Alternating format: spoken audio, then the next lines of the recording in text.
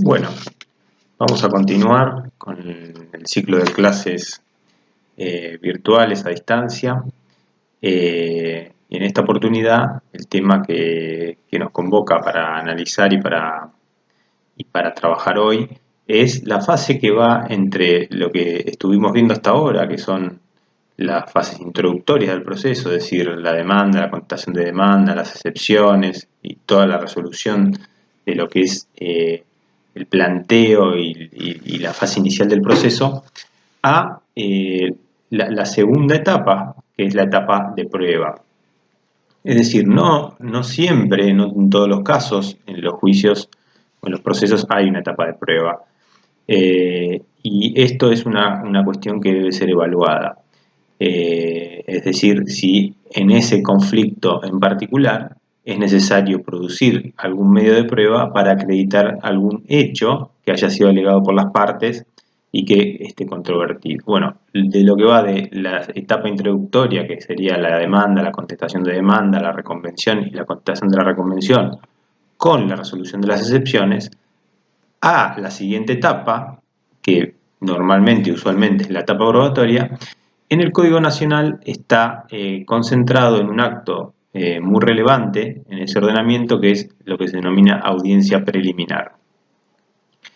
Entonces, la idea es analizar cuáles son los actos que se realizan en esa audiencia, para qué sirve esa audiencia, con qué finalidad está prevista, y también analizar, digamos, que esto es esta necesidad de trabajar con una audiencia preliminar es digamos, una deuda que tiene el procesalismo, digamos, el legislador, con la evolución de los mecanismos jurisdiccionales de solución de conflictos. ¿A qué me estoy refiriendo? La verdad es que la implementación de la oralidad en el proceso civil, comercial, laboral, no así en el penal, ha tenido una demora de muchos años en su implementación y ha tenido también distintos intentos fallidos en hacerlo, por distintos motivos que no vamos a analizar en su totalidad, pero sí, digamos, para situarlos en la importancia que tiene esta audiencia, digamos, desde el punto de vista histórico uno podría decir, ya hace 100 años se viene hablando de la necesidad de que los procesos cuenten con mayores etapas de oralidad. ¿Esto qué quiere decir? El sistema actualmente está, digamos, predominan los actos escritos y la oralidad con la que contamos es una oralidad bastante acotada, que es, en general se denomina oralidad actuada, es decir, cuando un testigo va y presta una declaración, en general se toma nota de lo que el testigo dice y, digamos, se hace un acta, por ahí lo de oralidad actuada, que después se incorpora a una carpeta que es el expediente. Esta es una mirada de una forma de trabajo que no se ajusta a la realidad de los desarrollos no solo jurídicos, sino más bien tecnológicos actuales. Ustedes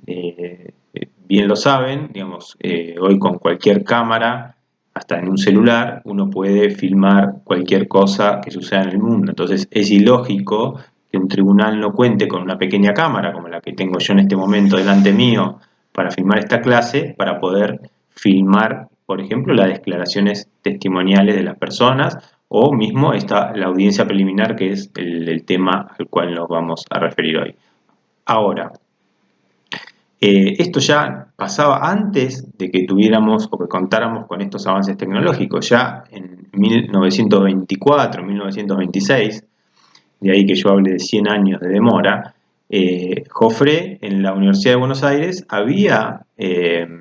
intentado generar un proyecto de proceso por audiencias. Ese primer intento después fue seguido en otros lugares por otros proyectos, pero bueno, hubo un antecedente muy claro que fue en 1953, donde ya se implementó por primera vez la audiencia preliminar. Y ese intento duró solamente un año. después se fue derogado. Y lo que se escribe sobre lo que sucedió en ese momento era que había mucha resistencia de parte de los jueces en celebrar este tipo de audiencias. Y aunque ustedes no lo puedan creer, hasta el día de la fecha, esa misma resistencia la pueden encontrar en distintos tribunales en todo el país. Luego, de 1953 para acá, se logró ya en 1995 incorporar una audiencia que tenía que ser tomada por el juez, y a partir de ese momento, en 1996, se empezó a trabajar sobre lo que es la audiencia preliminar y se la incorporó al Código Nacional con distintas variantes que vamos a ir analizando en la clase de hoy. Pero es bueno también señalar, por ejemplo, que esta audiencia preliminar, que ha sido replicada en distintas provincias argentinas, por ejemplo, no está tomada en el ordenamiento de la provincia de Buenos Aires. Ahora, ¿por qué me refiero a esto comparando el Código Nacional con el Código de la provincia de Buenos Aires? Porque esta deuda de lo que es el proceso por audiencias, porque en definitiva lo que Jofré había hecho en su momento y lo que se pretende lograr ahora es que el proceso no es que va a ser 100% oral y ni que tampoco antes era 100% escrito. Lo que se está buscando es, y sobre lo que se está trabajando, es la posibilidad de implementar un proceso que lo denominan por audiencias. ¿Qué quiere decir esto? Que el proceso civil tendría esta audiencia preliminar y lo que se debería incorporar posteriormente es una audiencia en que también sea tomada por el juez, donde se produzca toda la prueba, de modo que existe inmediación entre el juez y la prueba que se produce en ese expediente. Esta segunda, lo que sería la audiencia de prueba, es algo todavía que no ha sido legislado. No, por ahora en el ámbito nacional tenemos la audiencia preliminar. Ahora en el ámbito de la provincia de Buenos Aires, el código no ha incorporado la audiencia preliminar. Y algo que, digamos, que seguramente ustedes verán cuando se reciban y ejerzan la profesión, y que muy probablemente esto suceda, ya esté incorporado, esperemos, el proceso por audiencias. Sin embargo, claro, en estos últimos años se ha trabajado, por ejemplo, en un proyecto de reforma del Código Procesal Nacional, en lo que era el programa de justicia 2020, y ese mismo programa tomó una experiencia de la Corte Suprema, de la Suprema Corte, perdón, de la provincia de Buenos Aires, y empezó a difundir en distintos ámbitos, en distintas provincias, desde el Ministerio de Justicia de la Nación, un protocolo para trabajar en la oralidad. Y a mí esto, digamos, de cara a lo que pasa con esta audiencia preliminar en el Código Nacional y el uso que se le da, me parece interesante ver cómo, por ejemplo, en la provincia de Buenos Aires, mediante la implementación del protocolo de oralidad, muchos operadores, muchos jueces y abogados han visto los beneficios que puede traer trabajar con un sistema por audiencias, es decir, con una audiencia preliminar y una audiencia de prueba. Y no obstante que no tengan una regulación específica en el Código de la provincia, ha avanzado mucho la realización de audiencias que son llamadas utilizando las facultades de los jueces para convocar a las partes, y se ha implementado con bastante éxito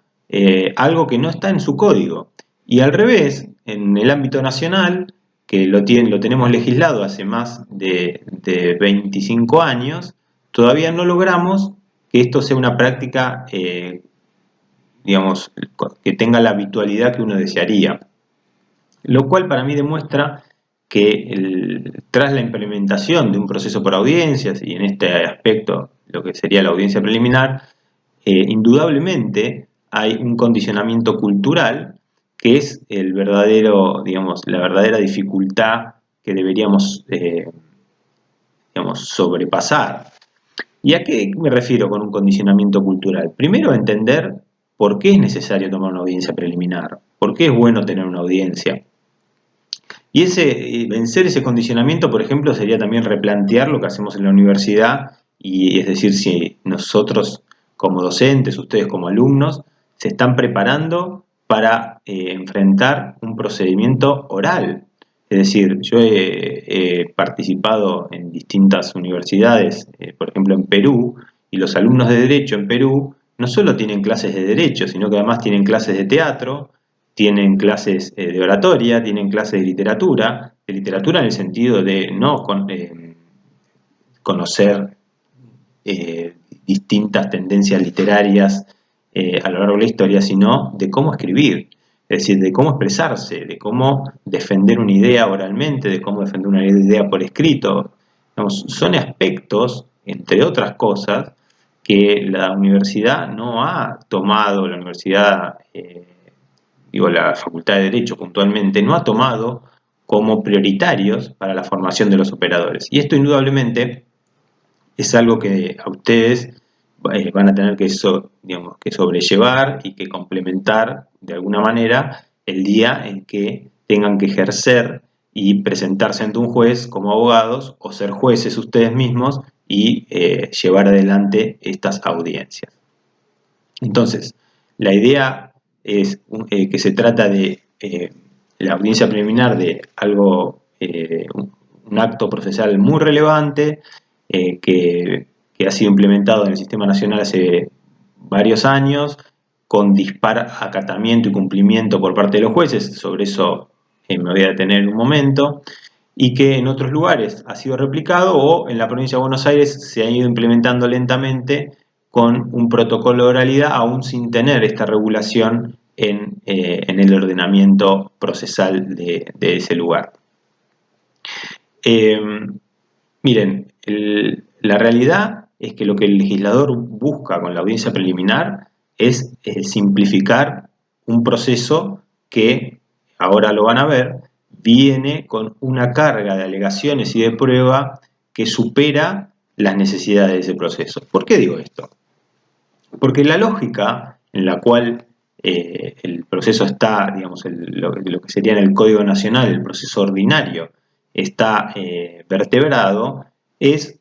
una lógica en la cual el actor no sabe exactamente qué cosas va a tener que probar. Porque la hipótesis que tiene que manejar quien en la demanda tiene que plantear su pretensión, tiene que hacer el relato de los hechos y tiene que ofrecer la prueba, sin que esto después pueda modificarlo, porque como ustedes saben, la demanda solo se puede modificar en lo que es por hechos, prueba y demás, es decir, en sus cosas más importantes, hasta que el primer demandado es notificado de la demanda. Esto está previsto en el artículo 331. Entonces, como esto va a suceder, el actor tiene que esmerarse en ofrecer todos los medios de prueba que crea que van a ser necesarios para probar la hipótesis en la cual está fundando la hipótesis fáctica, ¿no?, en la cual está fundando su pretensión. Porque después, cuando el demandado conteste la demanda, niegue uno a uno los hechos y luego dé o no su versión de los hechos con la cual se va a defender o ponga sus defensas y demás, esto ya no va a poder ser modificado. Y obviamente no todos los hechos tienen que ser probados, sino como regla aquellos hechos alegados, articulados por la parte, que hayan sido controvertidos por la parte demandada y que sean conducentes para resolver la cuestión. De modo que como el actor no sabe cuáles son los hechos que el demandado va a admitir y cuáles son los hechos que el demandado va a negar, tiene que ofrecer más prueba de la que va a necesitar, porque aún sobre los hechos que el demandado posiblemente admita, el actor tiene que asegurar que esa prueba ha sido ofrecida para la eventualidad de que el demandado no los admita y los niegue. Es decir, como la estructura de construcción de la etapa inicial del proceso ordinario es de esta complejidad y tiene toda, digamos, esta carga de aportar más allá de lo que uno, como parte actora, va a necesitar, que es algo que pasa siempre, luego es necesario también digamos, y la audiencia preliminar cumple, entre otras cosas, esta función, es necesario depurar un poco ese proceso para no estar produciendo prueba que no va a ser necesaria porque se trata de hechos que no han sido negados por el demandado. Entonces, una de las funciones primordiales de la audiencia preliminar, entonces, es esta función de intentar simplificar y depurar el proceso. Claro, para que esto suceda, para que ese proceso, además de otros ítems que están previstos en la realización de la audiencia preliminar, que ahora voy a ir analizando uno a uno, digamos, no es lo mismo que esa secuencia de discutir con las partes sobre la prueba ofrecida y preguntarle si se trata de prueba admisible y pertinente, es decir, prueba que va a ser útil y necesaria para probar un hecho y si ese hecho es o no controvertido, digamos, es necesario que la persona que afronte esa actividad desde la jurisdicción no sea cualquiera. Primero, tiene que ser una persona que haya leído el caso, que esté consciente del conflicto que va a tener ante sí. Y además, porque eso lo puede hacer el juez, el secretario, el prosecretario o cualquier empleado del tribunal, lo que el código con buen criterio quiere y pide y exige es que esa persona sea el juez. Es decir, que este sea un acto procesal que el juez no puede delegar y que este sea un acto procesal en el cual se encuentren las partes con sus abogados frente al juez para intentar primero conciliar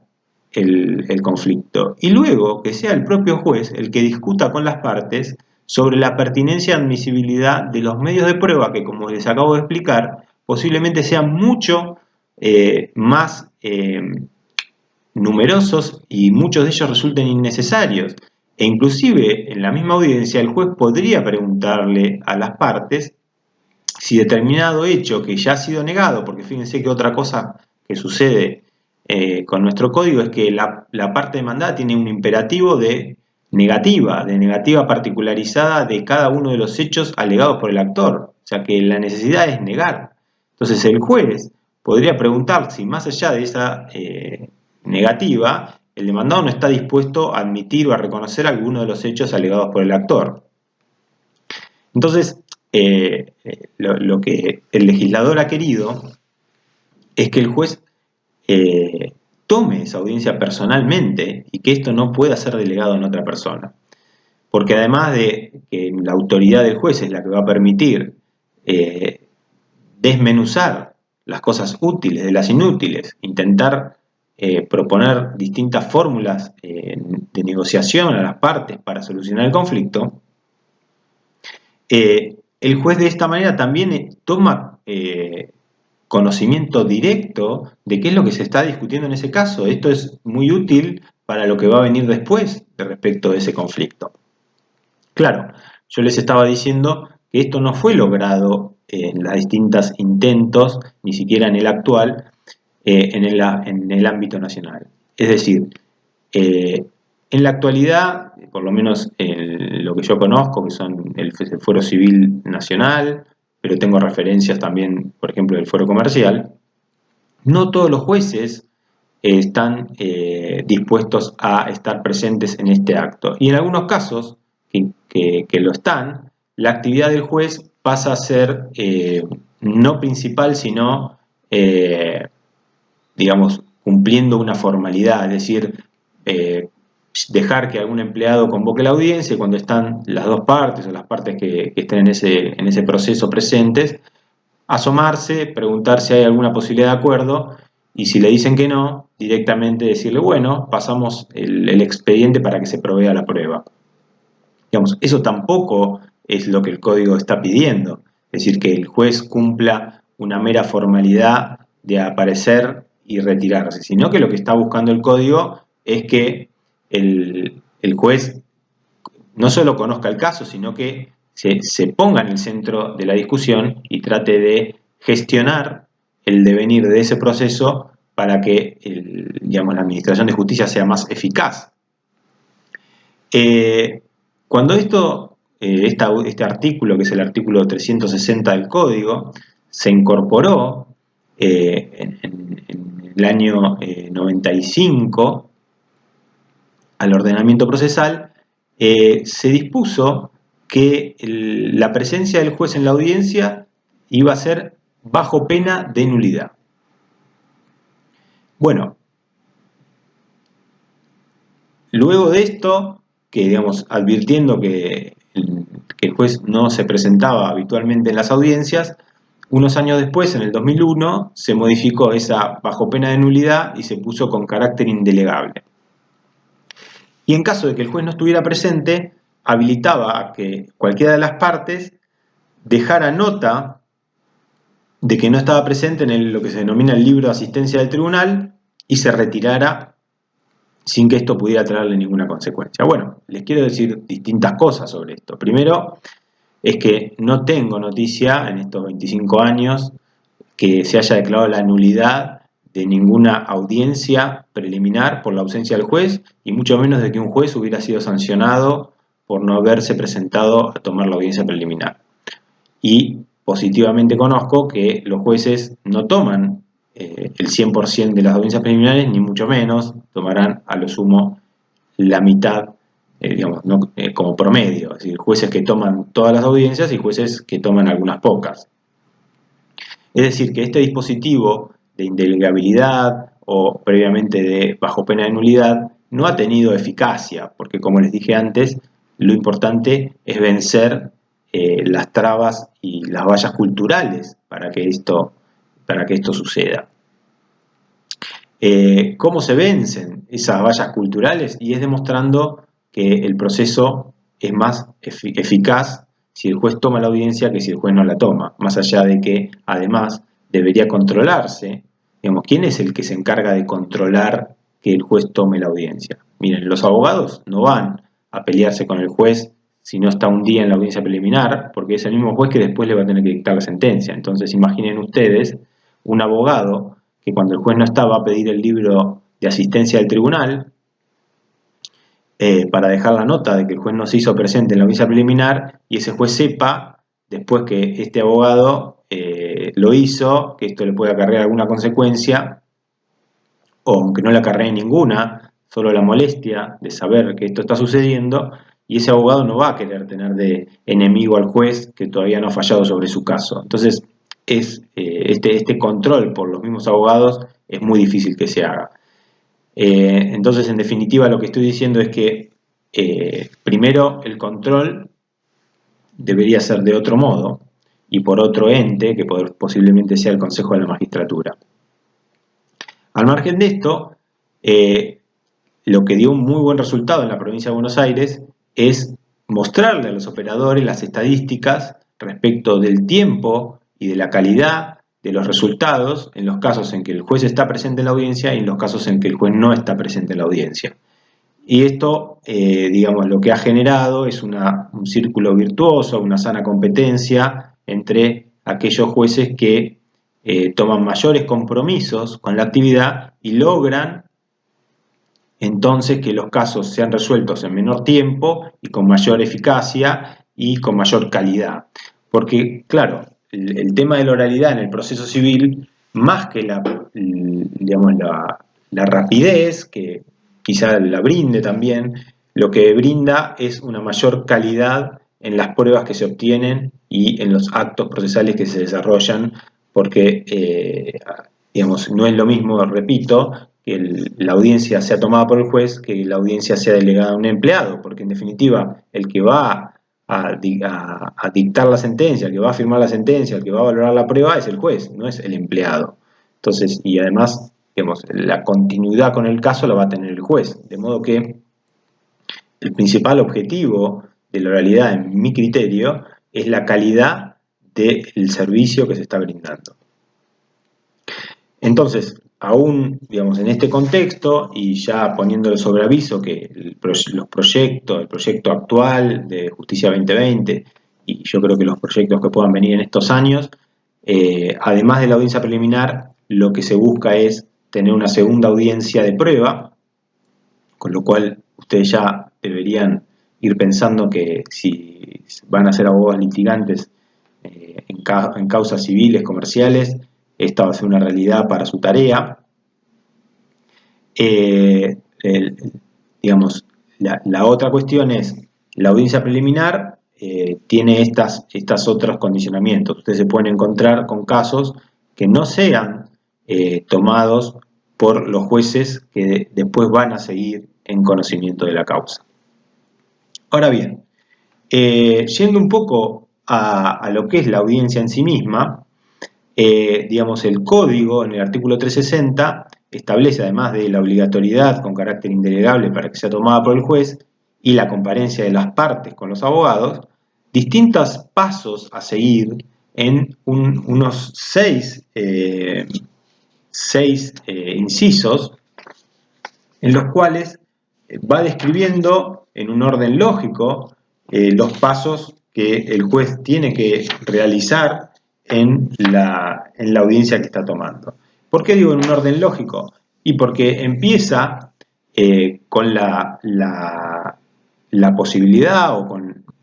digamos, con el aliento del juez hacia una posible conciliación, es decir, a ver si hay una forma en que este conflicto pueda terminar en la audiencia y las partes se pongan de acuerdo en un convenio que fije las conductas que van a llevar adelante en relación a ese conflicto y esto valga para ellas como una sentencia, porque el juez, si hay un acuerdo, lo homologa y si el acuerdo se incumple, luego se ejecuta y ya no hay que seguir con las distintas etapas del juicio, sino que el juicio terminó ahí y lo que seguirá, si la parte que se comprometió a hacer o dar o no hacer alguna obligación incumple, luego será sometida a los mecanismos coercitivos y se le hará cumplir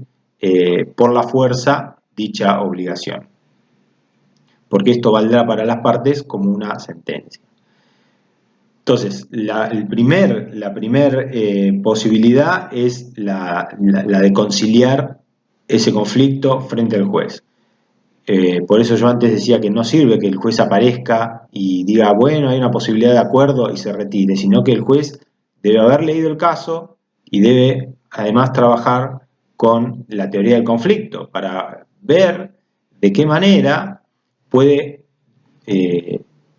darles distintas, el código dice fórmulas o posibilidades, o digamos qué estrategia va a adoptar frente al conflicto para hacerles ver a las partes que, digamos, una cosa que es un dicho entre los abogados, ¿no? Que un mal acuerdo es mejor que un buen juicio. Bueno, para el sistema también, un acuerdo pronto es mejor que mantener un proceso vivo. O sea que de ese modo, el primer inciso, digamos, hace que el juez inste a las partes a llegar a un acuerdo y lo habilita, cosa que he visto una sola vez y no me parece pertinente, a mandar nuevamente el conflicto a la mediación prejudicial, o sea, volver, como si fuera el juego de la oca, al primer casillero, a que un mediador se encargue de mediar en vez de hacerlo el juez. Verdaderamente en el sistema actual no veo que esto resulte útil para la tarea, sino que más bien lo que está haciendo, lo que haría es demorar el avance del juicio hacia una solución. Esto fue incorporado hace unos años ya en una reforma y lo he visto solamente una vez en un proceso, pero que ni siquiera llegó a concretarse porque la Cámara revocó la decisión del juez de mandar a las partes a la mediación. Creo que es una posibilidad para casos muy, muy específicos que tengan alguna complejidad que el juez no pueda manejar en la audiencia, porque en definitiva juez y abogados deberían tener como primera misión tratar de solucionar el conflicto de sus clientes y el juez como misión jurisdiccional hacerlo, ¿no? De modo que no veo que es volver a una etapa que ya se cumplió y que tiene además sus aspectos distintivos, que no viene al caso ahora volver a tratar, no parece oportuno como regla general, más allá de que en algún caso pudiera tener algún sentido en algún conflicto demasiado complejo que esto suceda. Luego, si no hay acuerdo, entonces, porque la lógica de los distintos incisos es Si hay acuerdo, la cuestión termina. Si no hay acuerdo, o el juez no decide mandar a las partes a la mediación nuevamente, lo que va a suceder en la audiencia es una discusión sobre la posibilidad de abrir o no a prueba, es decir, la oposición de alguna de las partes de que el proceso se abra a prueba. Claro, acá en este punto y el punto que sigue, que es el juez va a fijar los hechos conducentes, hay que aclarar, digamos, que estamos hablando ya del objeto de la prueba. ¿Qué es el objeto de la prueba? Y es algo que van a ver en las clases sucesivas. Y miren, cuando hay una pretensión que fue rechazada por el demandado, para que el juez pueda decir si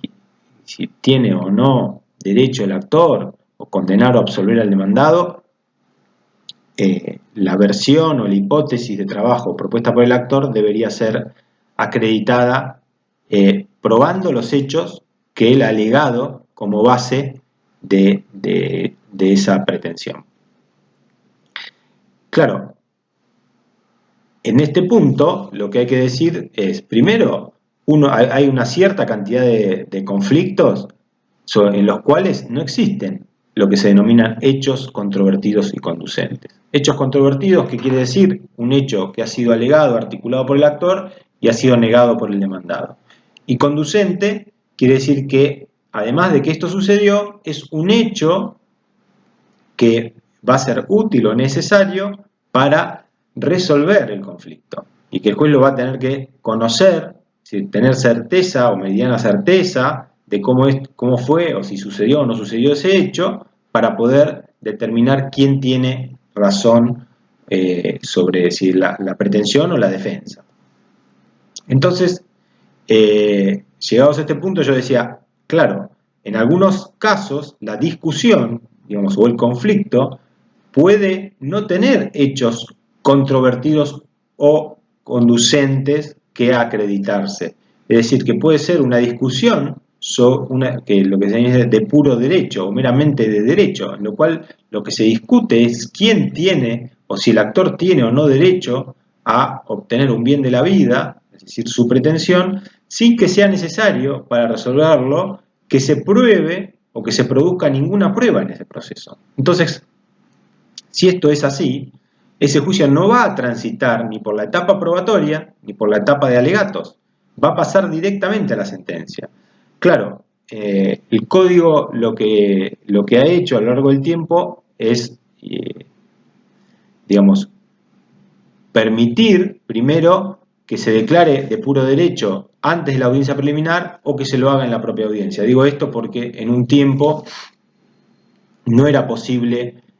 convocar a la audiencia preliminar y declarar en la audiencia la cuestión de puro derecho, sino que debía hacérselo antes, es decir, o se declaraba de puro derecho o ya si se convocaba a la audiencia se decía, o algunos autores decían, que era necesaria que se abriera a prueba. Bueno, hoy en la actualidad esto ya no es así. El juez puede convocar a la audiencia preliminar o puede directamente, de acuerdo a lo que dice el artículo 359, declarar la cuestión como de puro derecho y ya directamente omitir la audiencia preliminar y pasar el expediente al dictado de la sentencia. Esto siempre que, repito, no haya hechos conducentes y controvertidos que acreditar, porque ese conflicto sea o se base o bien solo sobre cuestiones de derecho o bien los hechos alegados hayan sido reconocidos, es decir, que no haya controversia sobre cómo sucedieron los hechos. Si esto es así, el juez podría directamente declarar la cuestión de puro derecho antes de la audiencia o convocar a la audiencia, intentar que las partes concilien y en la propia audiencia, como lo dice el inciso sexto del artículo 360, declarar que la cuestión es de puro derecho. Es decir, que o bien es una discusión sobre la interpretación del derecho positivo, o bien los hechos en los cuales se basa el reclamo del actor no han sido desconocidos por el demandado. En ambos casos no es necesario que se produzcan medios de prueba y la causa puede quedar en condiciones de dictar sentencia, con o sin la audiencia preliminar. En general, la regla sería llamar a la audiencia preliminar, ver si hay una posibilidad de conciliar, y si esto no es así, aun cuando el juez ya prevea que va a declarar la cuestión de puro derecho, hacerlo en la propia audiencia luego de haber agotado la posibilidad de la conciliación. El artículo 360, luego de esta discusión sobre la apertura a prueba, dice: el juez deberá fijar los hechos conducentes, que no es ni más ni menos esto que estoy hablando recién. El juez lo que debería determinar en la propia audiencia es cuáles son los hechos que han sido alegados por el actor, que han sido controvertidos por el demandado, es decir, que tienen que ser probados, y que son conducentes para la resolución de la controversia. Es sobre eso sobre lo que versa la prueba. Y, todos los medios de prueba que han ofrecido las partes deberían ser ordenados en su producción en tanto tiendan a dilucidar alguno de estos hechos, es decir, articulados, controvertidos y conducentes. La audiencia preliminar en este sentido es donde cobra mayor importancia, porque va a descascarar del proceso todas las cosas superfluas, todas las cosas o que no sean conducentes, no obstante haber sido controvertidas, o que sean superfluas o que sean innecesarias para el dictado de la sentencia. Es decir, así como yo decía antes, el actor seguramente ha ofrecido prueba que no va a necesitar, porque se trata de hechos que no necesitan ser probados. Entonces, fuera de los hechos articulados, controvertidos y conducentes, que son los que van a ser objeto de prueba, hay una serie de hechos que no necesitan ser probados en la causa, principalmente los hechos reconocidos. El hecho reconocido por el demandado es un hecho que está exento de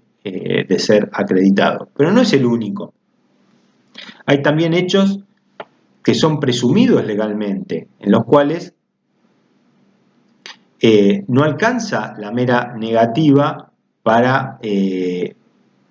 que sea necesaria la prueba, o al revés. La negativa hace que aun cuando existiera, sea la parte demandada quien tenga que probar la existencia del hecho.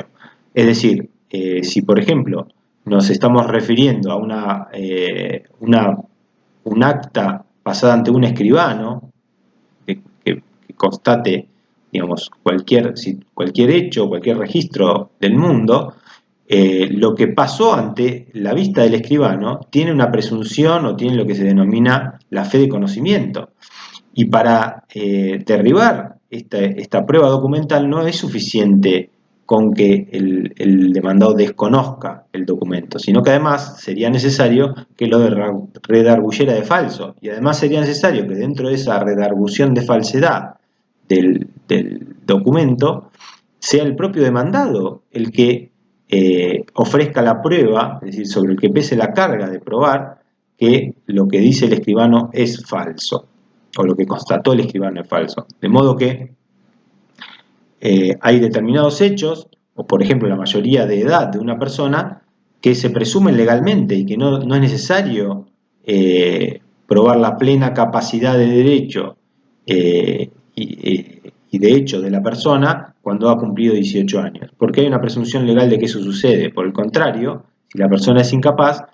sería, en protección por supuesto de la persona, el actor o el demandado, según quien esté interesado en acreditarlo, el que tenga que demostrar que o bien tenía una incapacidad transitoria o bien que sus facultades intelectuales tienen alguna merma. Pero la ley presume que la capacidad al adquirir los 18 años es la regla. Luego, dentro de los hechos que no necesitan ser acreditados, son los que se denominan hechos notorios o hechos evidentes. Si bien hay alguna discusión sobre uno y otro, lo notorio es lo que es conocido por todos. Es decir, por ejemplo, no debería ser probado que el mundo está atravesando actualmente una pandemia, o que el presidente de la Argentina es el doctor Alberto Fernández, o determinados hechos que son conocidos y no necesitan ningún tipo de prueba. Y los hechos evidentes serían aquellos en los cuales por la simple percepción, uno sabe que son de esa manera. A mí la verdad que me cuesta un poco diferenciar lo notorio de lo evidente, pero lo evidente sería que el agua está mojada, o me cuesta incluso, o que a 100 grados el agua se evapora. Eso sería evidente y no necesitaría, digamos, todo lo que son las reglas físicas, que también tienen una aceptación científica y son conocidas por todos. Luego, los hechos que tampoco necesitan ser probados son los que se denominan hechos imposibles. Es decir, si el actor en su demanda ha alegado que sufrió un daño en el momento que un chancho pasó volando sobre su cabeza y que esto fue lo que lo distrajo, digo, que yo sepa, los chanchos por el momento no vuelan, no descarto que en el futuro esto suceda, pero la verdad es que se trata de un hecho imposible, o lo mismo que si dijeran que Superman fue el autor de tal o cual cosa. Digamos, por el momento no está comprobada la existencia de un sujeto que provenga de otro planeta y que viva entre nosotros, con lo cual sería un hecho que uno podría incluir dentro de lo que son hechos imposibles y también estaría exento de cualquier prueba, así como también lo que serían las máximas de la experiencia. Es decir, que si una persona se arroja de un piso décimo, lo más probable es que muera cuando toque el suelo. Digamos, eso no hay que probarlo.